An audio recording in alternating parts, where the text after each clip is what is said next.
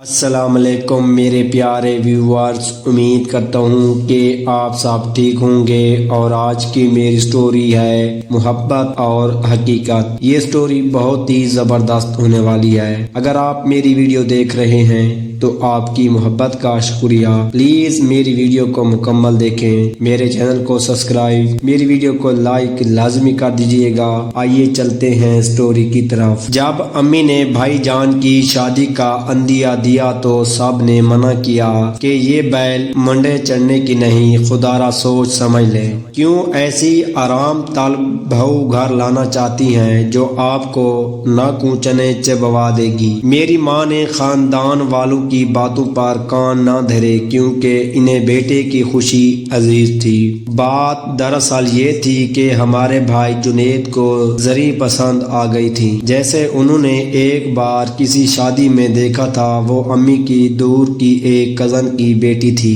اور اس شادی میں یہ لوگ بھی مدعو تھے۔ کافی عرصے سے امی بیٹے کے پیچھے پڑی ہوئی تھی کہ تمہاری عمر 35 سال ہو گئی ہے، شادی کر لو، کیا بوڑھے ہو کر کرو گے؟ جب کوئی لڑکی پسند آئے گی کر لوں گا، ان کا ہمیشہ یہی جواب ہوتا تھا۔ والدہ جنید کے لیے عرصہ سے تند ہی سے لڑکیاں دیکھ رہی تھیں، خاندان اور خاندان سے باہر، لیکن میرے بھائی کو کوئی لڑکی پسند نہ آتی تھی۔ پسند آئی بھی تو کون؟ زری، جس کے بارے میں تمام خاندان میں مشہور تھا کہ اتنی سست اور کاہل ہے کہ پانی نہیں پیتی، دن بھر سوئی رہتی ہے یا پھر ٹی وی دیکھتی رہتی ہے، گھر کے کام کو ہاتھ لگانا تو جانتی ہی نہیں، تنگ مزاج اور بد زبان ہے۔ بھائی جان کی شادی ہو گئی، پتہ چلا کہ ان خصوصیات کے علاوہ بھی بہت سی اور خصوصیات ہیں جو گھر کو ویران اور گھر والوں کی نیندیں اجاڑنے کے لیے کافی ہیں۔ مثلا دن میں بھی انہیں جن بھوت نظر آتے تھے، ہر وقت یہ اندیشہ کہ یہ کام کیا تو بیمار پڑ جاؤں گی اور وہ کام کیا تو نظر نہ لگ جائے، ساس پر شک و شبہات جادو ٹونا کرا دیں، اور پڑوسیوں سے اس قدر اپنایت کے گھر کی وہ باتیں بھی جو کسی کو نہیں بتائی جاتی، پڑوسنوں سے جا کر کہنا لازمی کہ ان سے نہ کہو تو کس سے کہوں؟ امی سر پکڑ کر بیٹھ گئی، ہائے کسی کا تو کہا سن لیا ہوتا، لوگ سچ کہتے تھے، امی کا بھی کیا قصور؟ برا ہو عشق کا کہ عشق نہ پوچھے ذات، کیا دھرا تو سب ہمارے بھائی صاحب کا ہی تھا، جنہیں ایک نظر میں زری سے عشق ہو گیا تھا۔ کہتے ہیں شرف غلطی کرتے نہیں، اگر کرتے ہیں تو نبھاتے ہیں، ہمیں بھی نبھا کرنا تھا، سو لہذا امی نے گھر سنبھال رکھا تھا اور میں ان کا دست و بازو تھی۔ خیال تھا کہ بہو آ کر گھر سنبھالے گی، میں پڑھائی پر زیادہ توجہ دے سکوں گی اور ماں کو آرام ملے گا۔ آرام تو کیا ملنا تھا، دن رات کی بے سکونی ہو گئی۔ بھابھی صاحب دن چڑھے سوتی رہتی اور رات بھر ٹی وی دیکھتی تھیں، پکا ہوا کھانا ہاتھ میں لیتی اور خالی برتن کمرے میں جمع کرتی جاتی۔ اگر ہم نہ اٹھاتے تو 2-3 دن جھوٹے برتن ان کے کمرے میں جمع رہتے۔ بھائی جان توجہ دلاتے تو رونے بیٹھ جاتی، کہتی ماں بہن کی باتوں میں نہ آؤ، خدا کے لیے مجھے سکون سے جینے دو۔ امی کبھی کہہ دیتی بیٹا 2 پر تک سوتے رہنا ٹھیک نہیں ہے، رشتہ دار عورتیں تمہیں دیکھنے اور تم سے ملنے آتی ہیں، کہتی دلہن سے ملنے آئے ہیں، وہ بغیر ملے چلی جاتی۔ بھابھی رونے لگتی، آپ ہر وقت مجھے ٹینشن دیتی ہیں، کیوں میرے پیچھے پڑی ہیں؟ جب میرا جی چاہے گا اٹھوں گی، جب تک دل چاہے گا سوتی رہوں گی۔ زندگی اسی کا نام ہے، اپنی مرضی سے سونا، اپنی مرضی سے جاگنا اور جو جی چاہے کرنا۔ میں انسان ہوں، کوئی روبوٹ نہیں کہ کسی کے اشاروں پر ناچوں۔ یوں پہلے دن سے ہمارے گھر آ کر وہ تمام گھریلو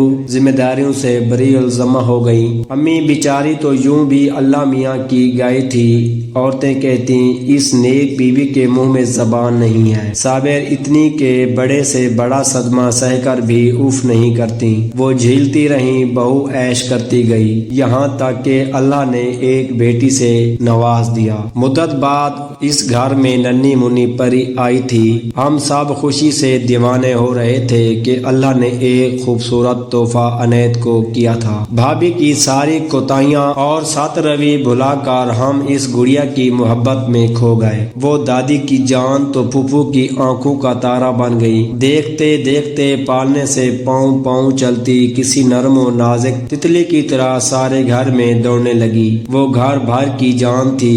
भाई जुनैद तो उससे देख देख कर जीते थे और अम्मी प्यारे मेरी गुड़िया पुकारती थी और भाभी कहती चांद है। मेरी जिंदगी का वक्त तेजी से गुजरने लगा। गुड़िया बड़ी होने लगी। वो ज्यादातर अम्मी के पास रहती या मेरे पास। बेशक भाभी का चांद था, लेकिन जब उनके आराम में खलल पड़ता तो गुड़िया को लाकर हमारे सामने डाल देती कि ये लो संभालो, इससे मुझे सुकून से सोने भी नहीं देती। भाभी नींद की शिदाई थी। भला एक नन्ही बच्ची ये बातें कैसे समझ सकती थी? उसे तो बस माँ दरकार थी, हर बच्चे की तरह। बेशक सारा जमाना उससे चाहे, मगर बच्चा तो यही चाहता है कि उससे माँ चाहे और माँ की बाहों में जाकर ही वो सुकून महसूस करता है। ये बात भाभी नहीं समझती थी। उनका जब सोने या आराम करने का मूड होता, वो गुड़िया को अपने कमरे से निकाल कर हमारी तरफ बांक डाल देती। मैं और अम्मी उसे अपने बाहों में भर लिया करते थे। ये उन दिनों का जिक्र है जब गुड़िया 4 वर्ष की थी। हमारे पड़ोस में नए किराएदार आ गए थे।